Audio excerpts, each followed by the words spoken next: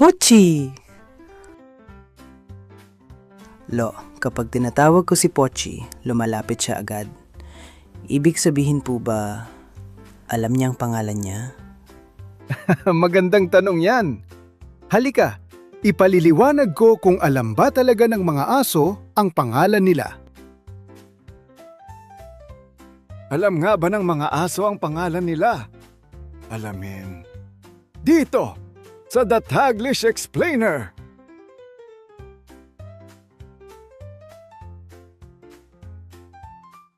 Ang topic na ito ay mula kay Jeannie Marie 5.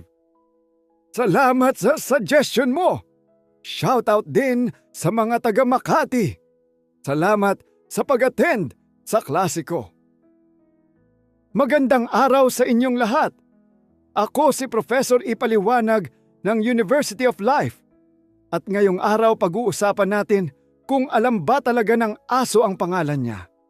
O kung iniisip lang niya na ang naririnig niyang tunog ay paanyaya sa lambing, pagkain, o lakad sa labas.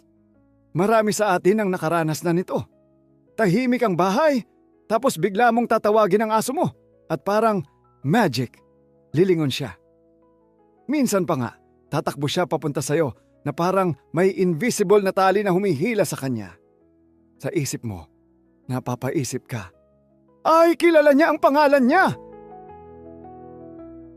Pero kung tutuusin, hindi ganap na katulad ng pag-intindi natin bilang tao ang pag-intindi ng aso sa pangalan niya. Hindi siya nag-iisip ng, ako si Pochi. Birthday ko tuwing Mayo at mahilig ako sa chicken flavor na treats. Hindi ganoon gumagana ang isip ng aso. Ang mas malapit sa katotohanan ay ito. Natututo ang aso sa pamamagitan ng tunog at karanasan.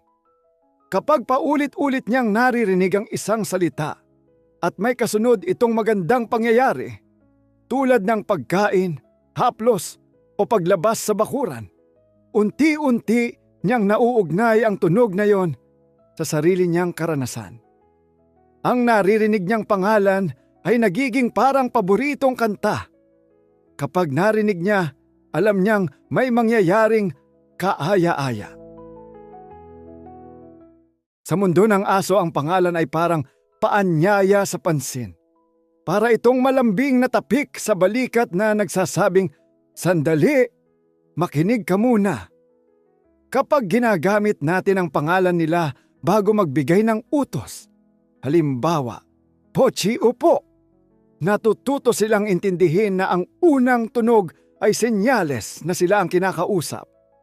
At ang kasunod na salita, ang aksyon na gagawin nila. Parang sa loob ng bahay, kapag narinig mo ang nanay mo na tinatawag ang pangalan mo ng malumanay, napapalingon ka agad. Hindi dahil sa takot, kundi dahil alam mong ikaw ang tinutukoy. Ganon din sa aso. Kapag naririnig niya ang pangalan niya ng paulit-ulit, lalo na kung siya lang ang tumutugon dito, unti-unti niyang nauunawaan na ang tunog na iyon ay konektado sa kanya.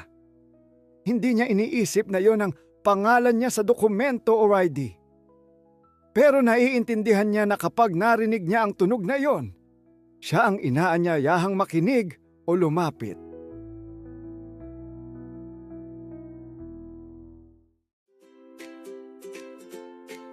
Isa sa mga pinakakamanghamanghang kakayahan ng aso ay ang pagkatuto sa pamamagitan ng asosyasyon o pag-uugnay ng karanasan sa tunog.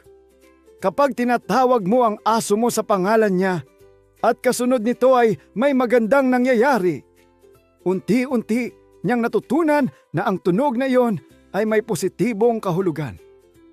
Para itong simpleng eksperimento sa buhay araw-araw. Sa bawat ulit ng pagtawag mo sa kanya, para kang naglalagay ng maliit na marka sa memorya niya. Sa simula, parang wala lang.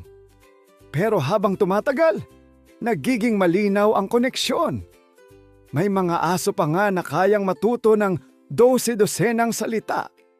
Hindi lang pangalan nila, kundi pati pangalan ng laruan, pagkain, o simpleng utos. Isipin mo yan, may aso na kayang tandaan ang pangalan ng bola at teddy bear Samantalang tayo minsan nakakalimutan kung saan inilagay ang susi kahit kakahawak lang natin. Nakakatawa man pero totoo. May isang mahalagang detalye na madalas nakakalimutan ng marami. Ang tono ng boses ay napakalaki ng epekto sa pagkatuto ng aso. Kapag sinasabi mo ang pangalan niya ng may lambing at saya, mas mabilis niyang naiintindihan na ang tunog na iyon ay may magandang kahulugan.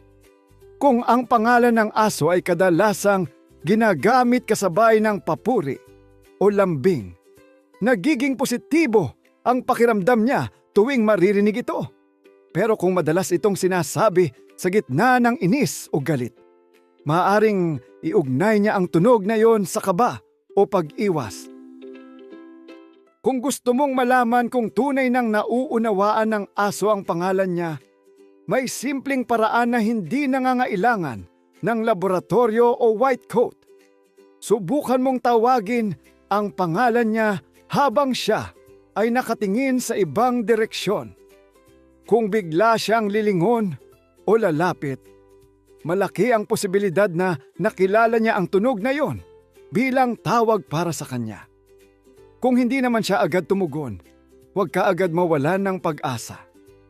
Minsan, ang aso ay abala rin sa sarili niyang gawain, tulad ng pag-amoy sa isang bagay na para sa kanya ay napakahalaga, kahit para sa atin ay tila ordinaryo lamang.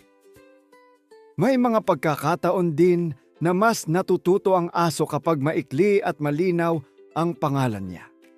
Mas madali para sa kanila ang pangalang may isa o dalawang pantig dahil mas malinaw itong marinig at matandaan. Isipin mo kung araw-araw mong tatawagin ang aso mo sa napakahabang pangalan. Baka ikaw pa ang mapagod bago siya matuto. Sa dulo ng lahat, ang tunay na kahulugan ng pangalan sa mundo ng aso ay hindi lang tungkol sa tunog. Ito ay tungkol sa relasyon.